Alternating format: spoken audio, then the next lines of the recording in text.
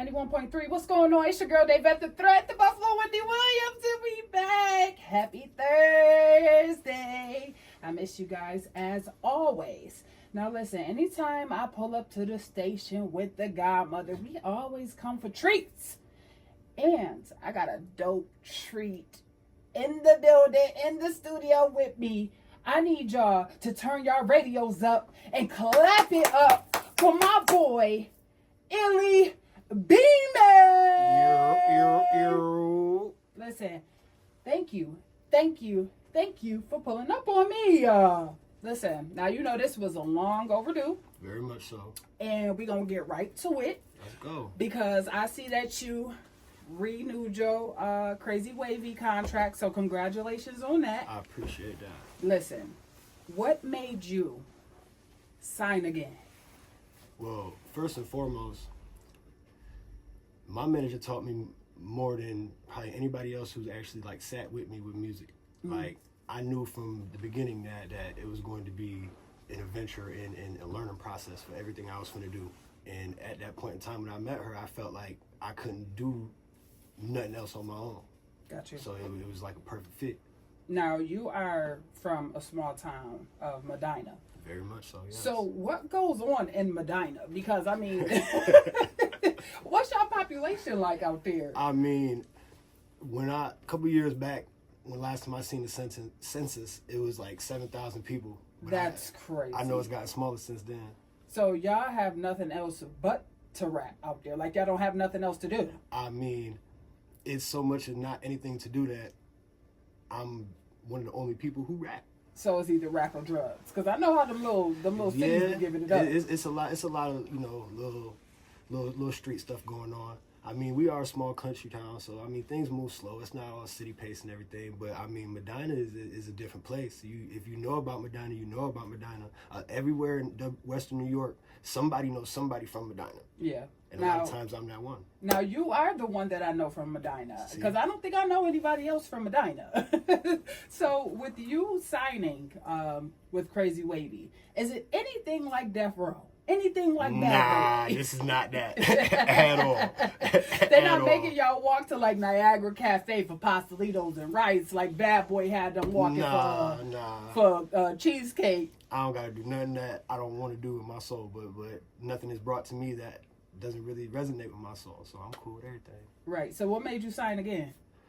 The biggest thing is she done showed me how to get a check up out of this music. So now you're because I know you're viral. You're crazy viral. You outside with Tashiki. You know it. You know, you opening up for mad people. So how did the connection with you and Tashiki come about? I mean, well, my team, Crazy Wave Entertainment, they threw a party and they booked her to come, perform and vibe with the people. And it just so happened that there were supposed to be, other rappers rapping and whatnot that night, but I'm the only one who actually, fell through and actually did what I was supposed to do so I can get on that stage. Yeah. And there's clips all over the internet. You can see she was vibing with it. So, I played a part in bringing her back. Yeah. So she came twice. Twice. And you opened up for her twice. Yes. So would you say it's like a little crush thing going on with you and Tashiki? I mean, hey, listen. I'm just asking. I'm just here to ask the question. She better than a sister, I'll tell you that. Ooh, don't do my girl Krishan like that. She ain't did nothing to nobody besides come out. You know what? Don't get my girl started, okay? Now, I know that there has been a couple of changes with the label. I know that you guys now have partnership with Rock Nation and Empire. Yes. So do you feel like the changes that has transpired in the label was necessary? I very much do, because there was a lot of people that try to ride our wave, no pun intended. Okay, the bars over there. I see what you're doing there. and because they seen Kayla Bishop, my manager, had a whole lot of motion. She was doing a lot of good things for the town. So a lot of people try to, hop on that coattail and just be able to sail off in the wind. Mm-hmm. But then now, everybody can't, swim with the sharks. So would you consider yourself a shark? Boy, big piranha out here. What? So pretty much, what I've seen, like on the back end, and I know like you are very, very vocal about things that transpire when it comes down to your manager. Yeah. So there was an incident where some people had got dropped, or like you said, was, you know, riding the wave, as you stated. Yeah. So what's your take on that? Like, do you have anything to say to your past label mates? I mean, first and foremost, y'all should have, you know, whatever issue y'all had, I promise you it could have been settled a different way. And there's a reason that you're not here right now, and that I am. Ooh, talk that talk, big fella. Now, we're gonna jump into like a more personal question. Okay. Okay. Now, a little birdie told me that Little Boosie scammed you out of a performance. I mean, something like that, if that's what you want to call it. Okay, so what transpired? I'm gonna need you, speaking of Mike, because I need my people to hear this. Well, listen. Talk that talk, big fella. Now, me and my team, we all, you know, paid for slots for the Boosie and Friends concert in Macon, Georgia, last September. I believe it was September 6th, if I'm not mistaken. Oh, down to the date, you remember. But now, we all from New York, as you know, so we all took that trip down south to be able to, you know, perform with Boosie and Friends. I mean, I can't really remember everybody else who was supposed to be, you know, on the card that night, but nonetheless, me and my team put our money into performing. Mm-hmm. And last minute before we walk out the door, we get word from, you know, booking agents or somebody in that man camp. It told us that, you know, everything overbooked and we not the only artists that don't get to perform. And I mean, I also heard rumors that it was a young lady that was supposed to perform that bought billboards to be able to perform. Wow. And you know, had everything like down there like for people to see when they driving down the highway and all that, and she didn't get to perform either. I mean, wait a minute. So you and your team paid money to perform for Boosie, and then the promoter or whoever signed up, you know, who's ever behind this is pretty much walked y'all out of. Did y'all ever get y'all money back? I mean, it's going to be a legal battle. Okay. I mean, I don't want to get into too much detail, but I mean, my team has lawyers, so things are going to be put in play. Okay. I hope things could be settled out, you know, peacefully. Yeah, that's crazy. And I seen Boosie was out in Syracuse. So that's crazy. And why we talking about Syracuse? October 11th, Cash Cobain and 4 Bats will be in Syracuse Fairgrounds. Tickets are available, and you know what? I think Illie Bemain is gonna give away some free tickets today. I don't know. I'm just saying. I'm just saying. Now, I also know that someone also, you know, streets talk. You know, they tell me all types of stuff. Now, someone told me that you got shot behind a woman. I mean, if you want to look at it that way, yes, I did. I very much did. Okay, so what happened? Was this like a woman that was like a side piece, or was this like a girlfriend? What happened with that? Well, at that point in time, she was the main woman of my life. I wasn't really dealing with nobody else. But, I mean, she had some past things from her life that caught back up to her. Mm. So you was just pretty much in the crossfire? Yes and no. I mean, if I wasn't supposed to be there, then I wouldn't have been there. Okay. Now, what happened to the woman? Like, are you still with her? Unfortunately, she passed away. Oh my God. In this situation, or was it afterwards? Yeah, she actually, she was shot 3 times, and I actually, unfortunately, had to watch her pass away. My God, my God. My condolences to you, because I know that has to be something dear to watch. You know what I mean? Yeah. So, how many times were you injured? I mean, I was shot 3 times myself. Wow. And what happened to the person that did this? He actually, you know, went on more of a shooting spree. And wait. So wait a minute. This wasn't his only incident? Nah, it wasn't. So he did this to someone else as well? Yeah, that day. Jesus. So is he still alive? Like, what's happening with him? Nah, he got into a shootout with the police, and they killed him. Wow. Well, I'm just saying, karma is a mother. Yeah, it is. I'm just saying. I mean, it better been at the hands of the law than me. You know. Now, with the name Illie Bemain, you got Illie Bemain, and then you also have Uncle Willie's son. Yes. Now, is this like a split personality thing, a little bipolar going on. How did you come up with those names? I mean, one was given to me by myself. The other one was given to me by life. So I mean, it's two sides to the same coin. Okay. So one by life. So when you say it was given by life, elaborate on that. Would that be the Uncle Willie part or the Illie Bemain? Which one was? Well, I'll start off with Illie Bemain because that was my first actual rap name. Okay. And I was just, at a young stage in my rap career trying to figure out a good, name for myself so I could represent something catchy, And I used to watch the movie Any Given Sunday with my dad, with Jamie Foxx. And his name in the movie was Willie Bemain. Bemain spelled a little different. So, and I used to always hear the little jingle that used to sing from the song. Sing it for us. My name is Willie.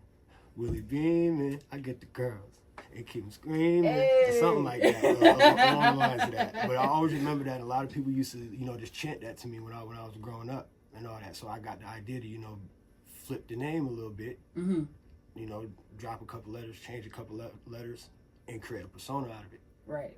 But now, Uncle Willie's son, my name is actually Willie Jakes, the third. Okay. And as you can tell, the third, that means my daddy, my granddaddy. It's a long line of Willies. Right. So it kind of goes without saying. If you're black, you know. If you know, you know. I'm now Uncle Willie's son. But you're mixed, right? Yes, I am. Okay, so who's white and who's black? My dad is on the Jamaican side, and my mother is on the Italian side. Oh, that's a crazy mashup right there. Yeah, it's a little different. Wagwan Mimi. Now, do you feel like, with you being in the industry, do you feel like you have like a upper advantage because of, your skin complexion? Because I know a lot of times people say, when you lighter, you get better, opportunities. I actually feel this is the exact opposite for me. Really? Because, why is that? I mean, the old saying, they always say light skin and in style. But I mean, I'm different. I am the style. Like, I always had to go against that. Yeah. Because people seen the fair skin and they questioned what I was or anything like that. From a kid. So I always had to, stand out on what's inside my heart. Right. And what's in your heart? Boy, I'm him. I mean, don't get me started on that. No, let's get you started, because I feel like anytime I see you, you always turned up, you always late, you want to be all laid back. You got a lot of listeners tapped in right now. 91.3 WBNY, the #1 station for college radio. Talk your stuff. Man, listen. She already know how I get down. It's Illie Bemain, a.k.a. Uncle Willie's son. I don't really know if anybody really can do this music thing like me. It hits a little different. I'm real Western New York with this. You're really not going to find nobody like me. My name ring a couple bells, all the way from Rochester to Buffalo, Niagara Falls, Lockport, Batavia, Medina, Albion, all in between. He if talking. You know me. He I talking. do not play. I'm serious about what I do. Yeah, that's what I'm talking about. Now that's Gimme Pound, because that's the Uncle Willie son I know. Okay, so I'm happy, like I said, to have you in the studio. Tell the people what's your style of rap. I mean, my favorite rapper is Lil Wayne, off rip. So that means that I'm finna be try to be very witty with everything that I say, and you might not get it until the second or third time you listen to it. But also I'm very, very down to earth and real about what I say. So, I mean, it's more than just punchlines. There's actual feeling and concepts and structures to everything that I say. Everything is placed very intricately. My bad. No, you're good. You're doing great. So, my question is, because, like, when I listen to your music, you have, like this, it's so hard to explain it, but you have, like, this stutter to it, like certain words that you be saying. It's like, so is that like part of like your rap, or is it like a speech impediment? Because you be like, like it's like a roll of a tongue. It's a little of both. I mean, when I was young, I used to have to take speech classes. Me too. I used to suck my thumb. Man, listen. Now I suck other stuff. Wow, pause. I ain't have to do me. Shout out to my man. Yeah, my man. Just saying, it helped out.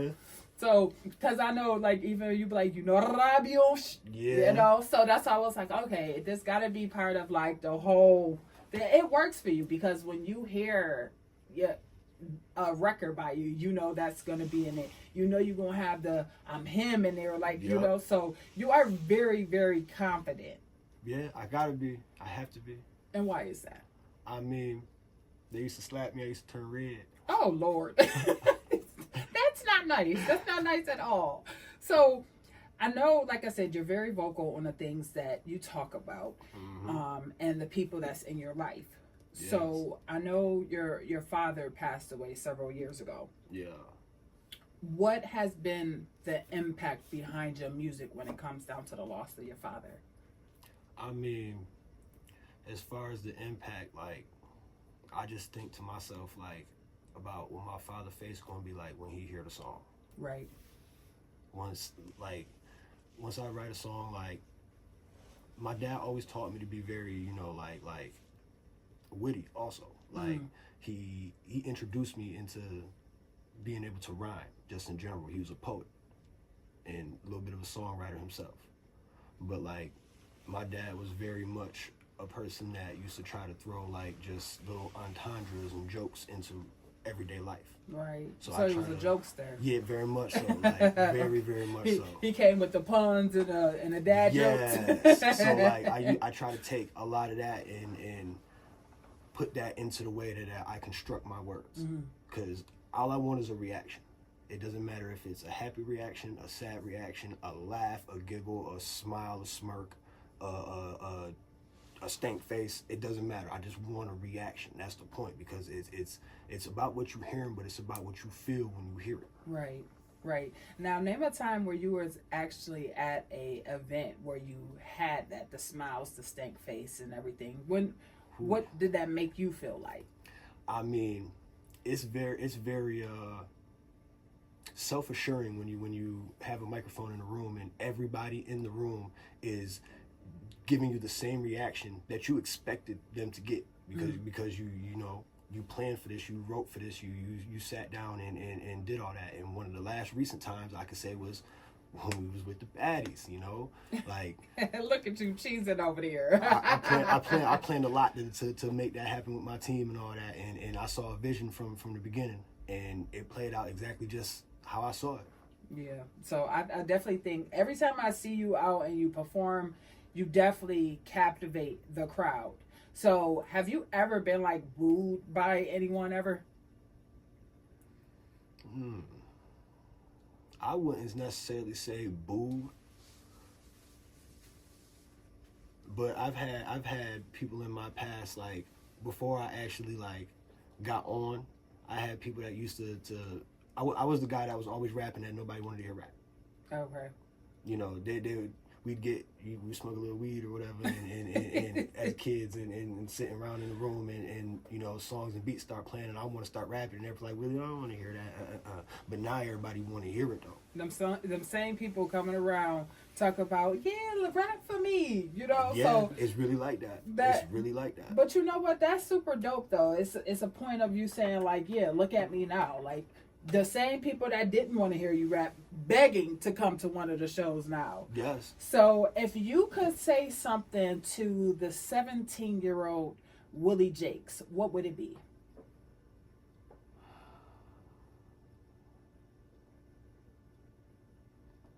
Rap with all your heart. That's it. I wasn't rapping with my heart when I was 17. And now what you doing it? You doing it with your chest now? With my chest out. He doing it with his chest now. Listen, I told y'all, we got Illie Bemain in the building. And you know what? I think we actually gonna play a track from Illie Bemain. Come on now. Now, before I do that, tell the people where they can find you at and what's next for you. Okay, well, you can find me on all streaming platforms. All you gotta do is type in Illie Bemain, ILLIEBEAMIN.